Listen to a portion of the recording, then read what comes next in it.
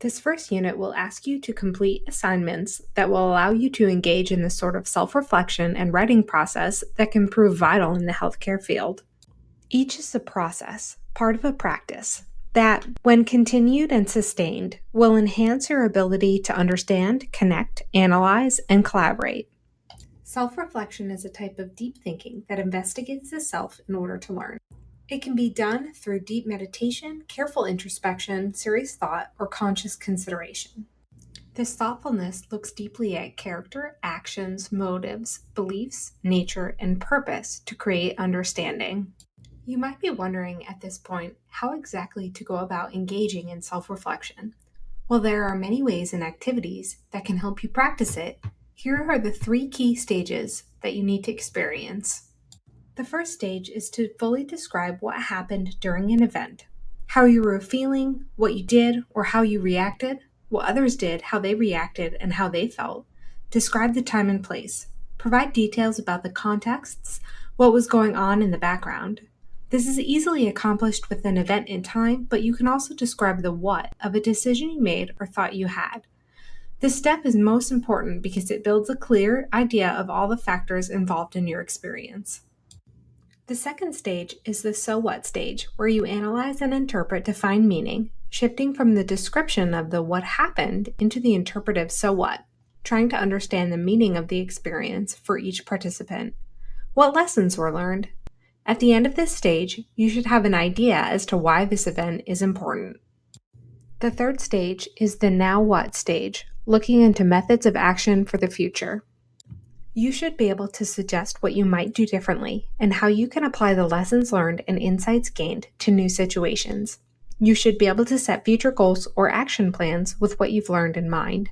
The importance of this stage is to contextualize your new understanding, analyzing this event's place in a bigger picture. We can translate these ideas over to our reflective writing assignment. Identify the subject. It doesn't have to be a bear attack. It could be any event, something that happened, a critical incident on a placement, the progress of a group project, a personal profile, you name it.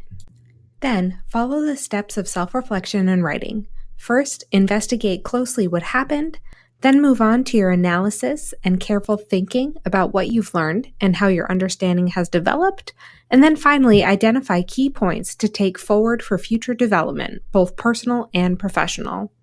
The writing process, a series of steps that guide a writer through all parts of drafting, will be extremely useful here. It will help you take your ideas and analysis from the self-reflection and put them down onto paper. First comes pre-writing, everything you do before you actually draft. Pre-writing includes brainstorming ideas, which is actually already being done as you think through your self-reflection steps. Pre-writing is also about planning your approach. You might use a graphic organizer like a cluster or a map. These structures take the good ideas that you've come up with during your brainstorming session and put them in a place. It helps you to see your ideas in relationship to one another and solidify your focus. Going through the writing process is a lot like building a house. In the early stages, you're gathering materials and your ideas, and as you begin to plan out how you will pull them all together, you're building an outline and giving an organization to your paper. As you begin to build your ideas into a blueprint with hierarchy, structure, and purpose, you'll be creating an outline for your paper. For more detailed info, see the outlining video that goes into depth on that topic. Once you have a solid foundation for your ideas with your outline, you're ready to build up your draft. Complete and connect all of your ideas in one cohesive document.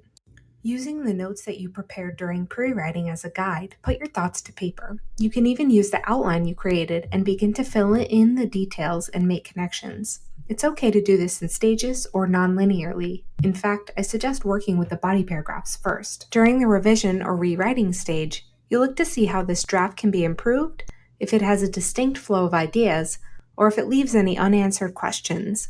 Add, subtract, and change the writing to improve your work. After rewriting, your house isn't just a structure, but a place that makes sense to live in. In this way, your paper should have a strong purpose that is clearly communicated. And last but not least, it's time for a little bit of editing so that you can fit in with the rest of the neighborhood. Don't forget to clean up your grammar, polish your writing, and style with APA format.